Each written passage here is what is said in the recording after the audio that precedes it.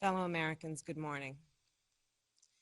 Certain dates echo throughout history, including dates that instantly remind all who have lived through them where they were and what they were doing when our democracy came under assault. Dates that occupy not only a place on our calendars, but a place in our collective memory. December 7th, 1941, September 11th, 2001, and January 6th, 2021. On that day, I was not only Vice President-elect, I was also a United States Senator. And I was here at the Capitol that morning at a classified hearing with fellow members of the Senate Intelligence Committee. Hours later, the gates of the Capitol were breached. I had left, but my thoughts immediately turned not only to my colleagues, but to my staff, who had been forced to seek refuge in our office, converting filing cabinets into barricades. What the extremists who roamed these halls targeted was not only the lives of elected leaders. What they sought to degrade and destroy was not only a building, hallowed as it is. What they were assaulting were the institutions, the values, the ideals that generations of Americans have marched, picketed, and shed blood to establish and defend. On January 6th, we all saw what our nation would look like if the forces who seek to dismantle our democracy are successful. The lawlessness, the violence, the chaos. What was at stake then and now is the right to have our future decided the way the Constitution prescribes it, by we, the people, all the people. We cannot let our future be decided by those bent on silencing our voices, overturning our votes, and peddling lies and misinformation by some radical faction that may be newly resurgent, but whose roots run old and deep.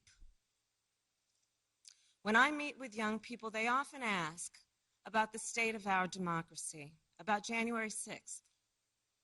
And what I tell them is January 6th reflects the dual nature of democracy, its fragility and its strength.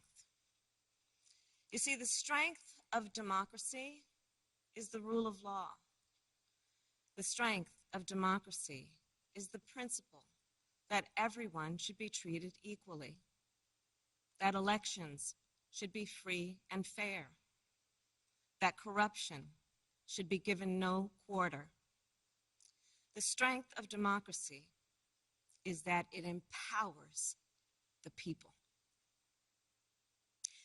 And the fragility of democracy is this, that if we are not vigilant, if we do not defend it, democracy simply will not stand. It will falter and fail.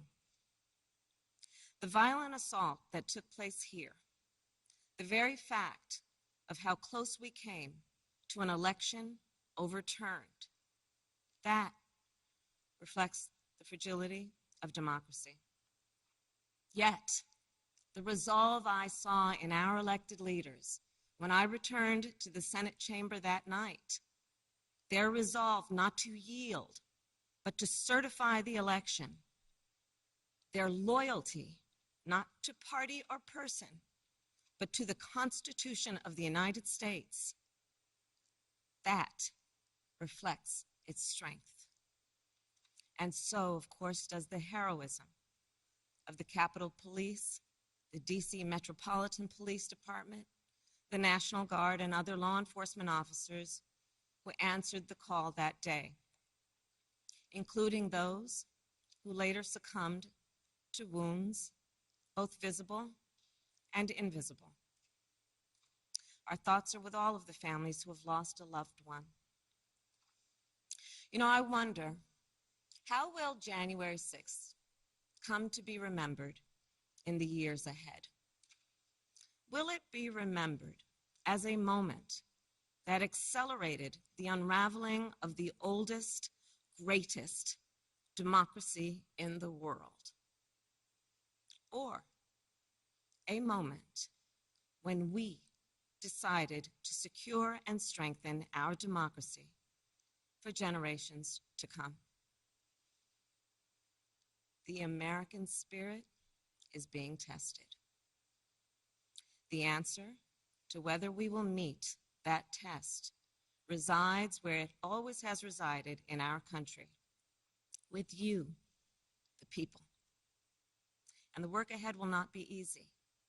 Here in this very building, a decision will be made about whether we uphold the right to vote and ensure free and fair elections. Let's be clear, we must pass the voting rights bills that are now before the Senate. And the American people must also do something more.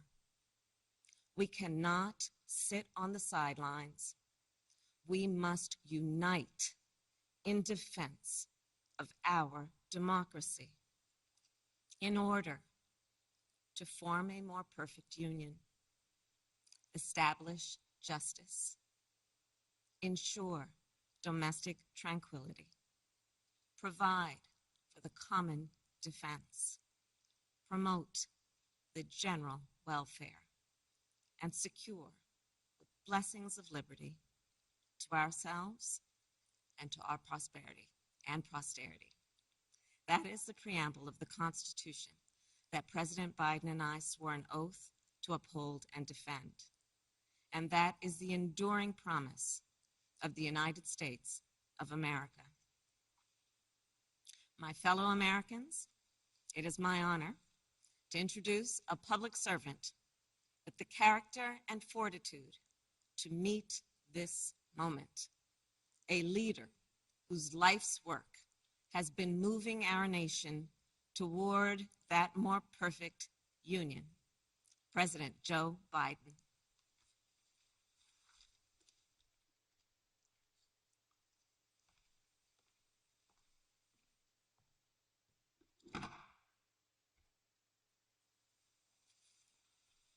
Madam Vice President, my fellow Americans, to state the obvious, 1 year ago today, in this sacred place, democracy was attacked, simply attacked. The will of the people was under assault. The Constitution, our Constitution, faced the gravest of threats. Outnumbered in the face of a brutal attack, the Capitol Police, the DC Metropolitan Police Department, the National Guard, and other brave law enforcement officials saved the rule of law. Our democracy held. We, the people, endured. We, the people, prevailed. For the first time in our history, a president had not just lost an election, he tried to prevent the peaceful transfer of power as a violent mob breached the Capitol. But they failed. They failed. And on this day of remembrance, we must make sure that such attack never happens again. I'm speaking to you today from Statuary Hall in the United States Capitol. This is where the House of Representatives met for 50 years in the decades leading up to the Civil War. This is on this floor where young Congressman of Illinois, Abraham Lincoln, sat at desk 191 Above him, above us, over that door leading into the rotunda, is a sculpture depicting Cleo, the muse of history. In her hands, an open book in which she records the events taking place in this chamber below. Cleo stood watch over this hall 1 year ago today, as she has for more than 200 years. She recorded what took place, the real history, the real facts, the real truth. The facts and the truth that Vice President Harris just shared, and that you and I and the whole world saw with our own eyes. The Bible tells us that we shall know the truth, and the truth shall make us free. We shall know the truth. Well, here is the God's truth about January 6, 2021. Close your eyes. Go back to that day. What do you see? Rioters rampaging, waving for the first time inside this Capitol. Confederate flag that symbolized the cause to destroy America, to rip us apart. Even during the Civil War, that never, ever happened. But it happened here in 2021. What else do you see? A mob breaking windows, kicking in doors, breaching the Capitol. American flags on poles being used as weapons, as spears. Fire extinguishers being thrown at the heads of police officers. A crowd that professes their love for law enforcement assaulted those police officers, dragged them, sprayed them, stomped on them. Over 140 police officers were injured. We all heard the police officers who were there that day testify to what happened.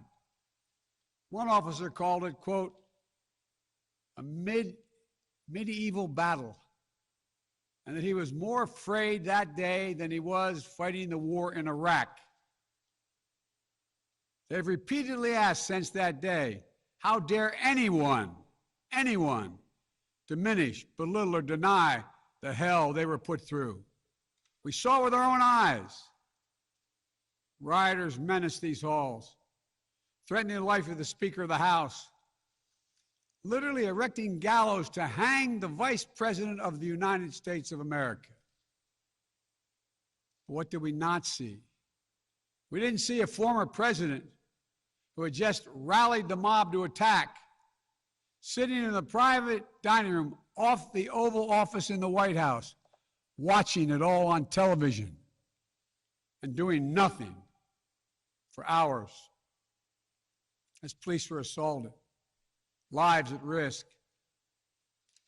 the nation's capital under siege. This wasn't a group of tourists. This was an armed insurrection. They weren't looking to uphold the will of the people. They were looking to deny the will of the people. They weren't looking to uphold a free and fair election. They were looking to overturn one. They weren't looking to save the cause of America. They were looking to subvert the Constitution. This isn't about being bogged down in the past. It's about making sure the past isn't buried. That's the only way forward. That's what great nations do. They don't bury the truth. They face up to it. Sounds like hyperbole, but that's the truth. They face up to it. We are a great nation.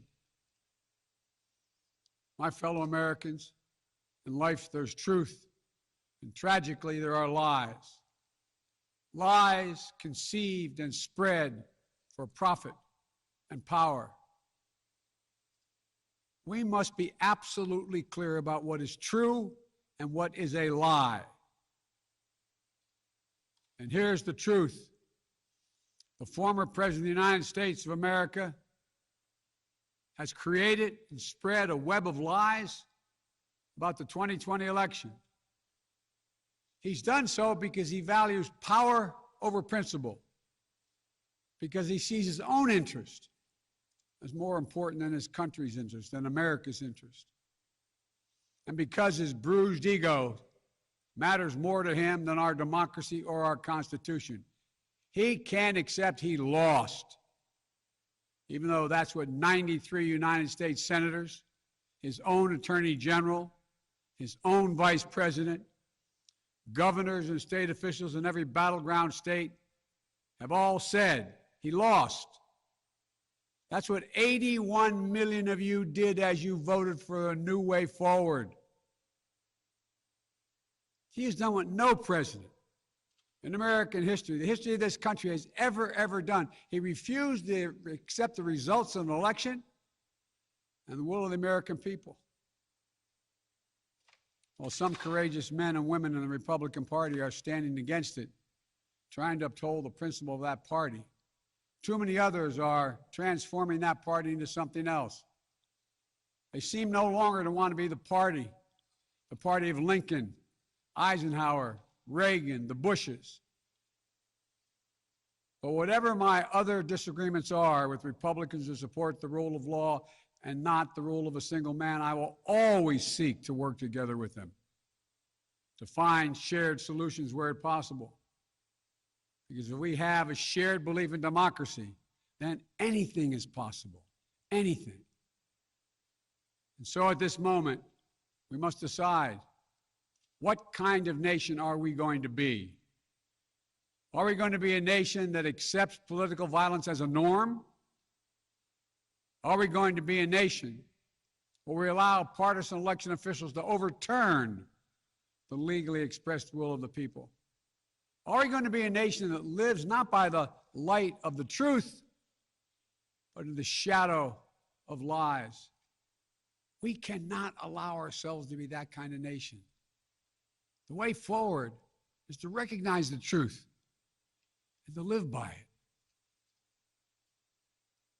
The big lie being told by the former president and many Republicans who fear his wrath is that the insurrection in this country actually took place on Election Day, November 3rd, 2020. Think about that. Is that what you thought? Is that what you thought when you voted that day? Taking part in an insurrection? Is that what you thought you were doing? Or did you think you were carrying out your highest duty as a citizen and voting? The former president's supporters are trying to rewrite history. They want you to see Election Day as the day of insurrection. And the riot that took place here on January 6th as a true expression of the will of the people. Can you think of a more twisted way to look at this country, to look at America? I cannot. Here's the truth. The election of 2020 was the greatest demonstration of democracy in the history of this country. More of you voted in that election than have ever voted in all of American history. Over 150 million Americans went to the polls and voted that day. In a pandemic, some at great risk to their lives. They should be applauded, not attacked. Right now, in state after state, new laws are being written, not to protect the vote, but to deny it. Not only to suppress the vote, but to subvert it. Not to strengthen or protect our democracy, but because the former president lost, instead of looking at the election results from 2020 and saying they need new ideas or better ideas to win more votes, the former president and his supporters have decided the only way for them to win is to suppress your vote and subvert our elections. It's wrong. It's undemocratic. And frankly, it's un-American.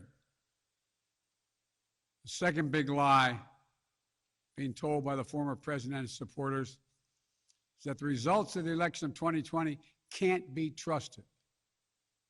The truth is that no election in American history has been more closely scrutinized or more carefully counted. Every legal challenge questioning the results in every court in this country that could have been made was made and was rejected, often rejected by Republican-appointed judges, including judges appointed by the former president himself, from state courts to the United States Supreme Court. Recounts were undertaken in state after state. Georgia counted its results 3 times, with 1 recount by hand. Phony partisan audits were undertaken long after the election in several states. None changed the results. And in some of them, the irony is the margin of victory actually grew slightly. So let's speak plainly about what happened in 2020. Even before the first ballot was cast, the former president was preemptively sowing doubt about the election results. He built his lie over months. It wasn't based on any facts. He was just looking for an excuse, a pretext, to cover for the truth. He's not just a former president. He's a defeated former president. Defeated by a margin of over 7 million of your votes in a full and free and fair election. There is simply zero proof the election results were inaccurate. In fact, in every venue where evidence had to be produced, an oath to tell the truth had to be taken, the former president failed to make his case. Just think about this. The former president and his supporters have never been able to explain how they accept as accurate the other election results that took place on November 3rd. The elections for governor, United States Senate, House of Representatives. Elections which they closed the gap in the House. They challenged none of that. President's name was first. Then we went down the line. Governors, senators, House of Representatives. Somehow those results are accurate on the same ballot. But the presidential race was flawed. And on the same ballot, the same day, cast by the same voters, the only difference, the former president didn't lose those races. He just lost the one that was his own. Finally, the third big lie being told by a former president and his supporters is that the mob who sought to impose their will through violence are the nation's true patriots. Is that what you thought when you looked at the mob ransacking the Capitol, destroying property, literally defecating in the hallways, rifling through the desks of senators and representatives, hunting down members of Congress? Patriots? Not in my view.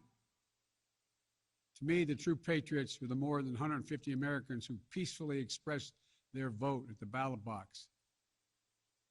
The election workers who protected the integrity of the vote. And the heroes who defended this Capitol. You can't love your country only when you win.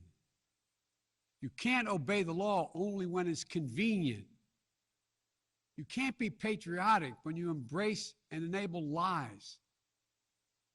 Those who stormed this Capitol, and those who instigated and incited, and those who called on them to do so, held a dagger at the throat of America, at American democracy. They didn't come here out of patriotism or principle. They came here in rage, not in service of America, but rather in service of one man.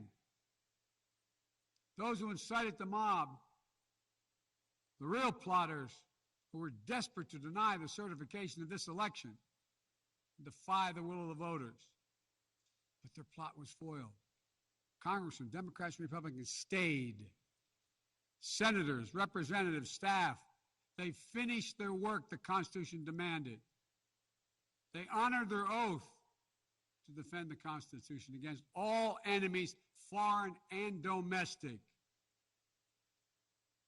Look, folks, now it's up to all of us, to we the people, to stand for the rule of law, preserve the flame of democracy, to keep the promise of America alive. The promise is at risk, targeted by the forces that value brute strength over the sanctity of democracy, fear over hope, personal gain over public good. Make no mistake about it, we're living at an inflection point in history, both at home and abroad. We're engaged anew in a struggle between democracy and autocracy, between the aspirations of the many and the greed of the few, between the people's right of self-determination and the self-seeking autocrat. From China to Russia and beyond, they're betting that democracy's days are numbered. They actually told me democracy is too slow, too bogged down by division to succeed in today's rapidly changing, complicated world. And they're betting America will become more like them and less like us. They're betting that America is a place for the autocrat, the dictator, the strongman. I do not believe that. That is not who we are. That is not who we have ever been. And that is not who we should ever, ever be. Our founding fathers, as imperfect as they were, set in motion an experiment that changed the world, literally changed the world. Here in America, the people would rule. Power would be transferred peacefully, never at the tip of a spear or the barrel of a gun. They committed to paper an idea that they couldn't live up to, but an idea that couldn't be constrained. Yes, in America, all people are created equal. We reject the view that if you succeed, I fail. If you get ahead, I fall behind. If I hold you down, I somehow lift myself up. The former president who lies about this election and the mob that attacked this Capitol could not be further away from the core American values. They want to rule, or they will ruin. Ruin what our country fought for at Lexington and Concord, at Gettysburg and Omaha Beach, Seneca Falls, Selma, Alabama. What we were fighting for? The right to vote, the right to govern ourselves, the right to determine our own destiny. With rights come responsibilities. Responsibility to see each other as neighbors. Maybe we disagree with that neighbor, but they're not an adversary. Responsibility to accept defeat. Then get back in the arena and try again the next time to make your case. Responsibility to see that America is an idea. An idea requires vigilant stewardship.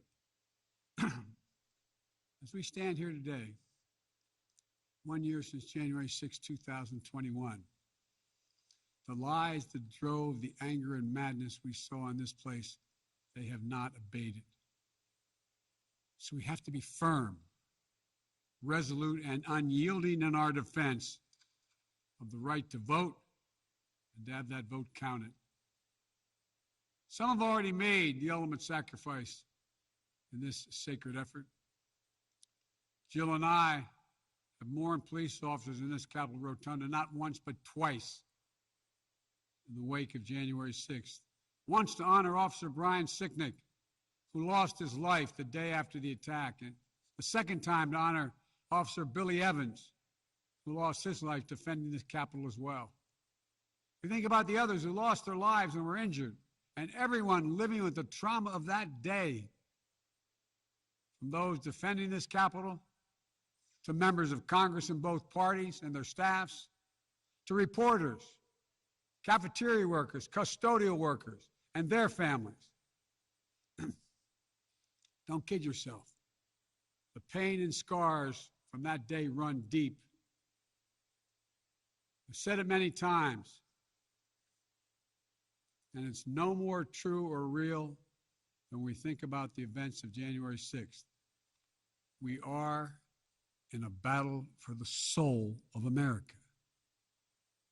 A battle that by the grace of God and the goodness and greatness of this nation, we will win.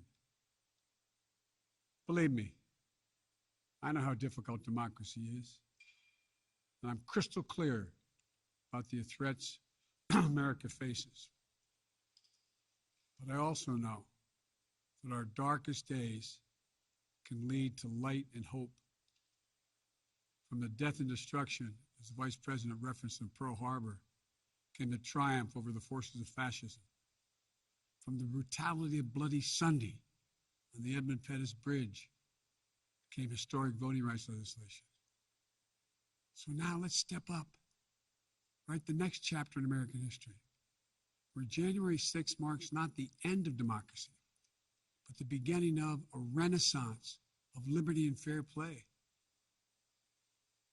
I did not seek this fight brought to this Capitol 1 year ago today, but I will not shrink from it either. I will stand in this breach.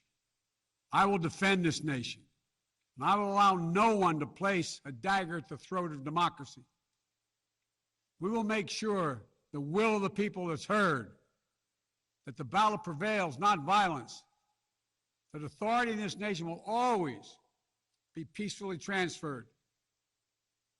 I believe the power of the presidency and the purpose is to unite this nation, not divide it, to lift us up, not tear us apart.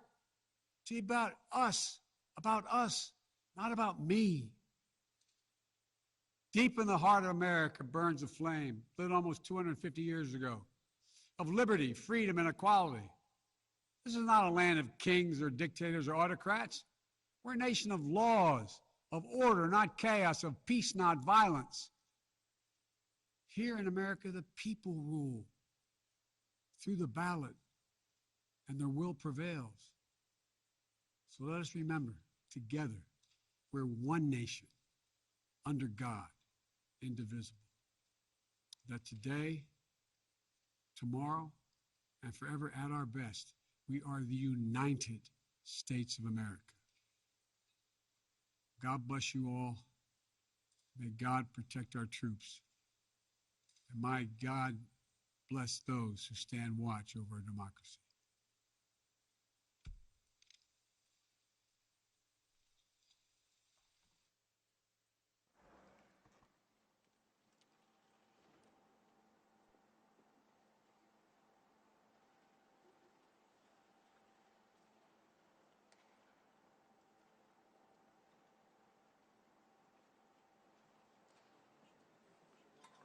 All right, Paul. You come this way, guys. Come on. Sir, yes, sir. All right, see you guys.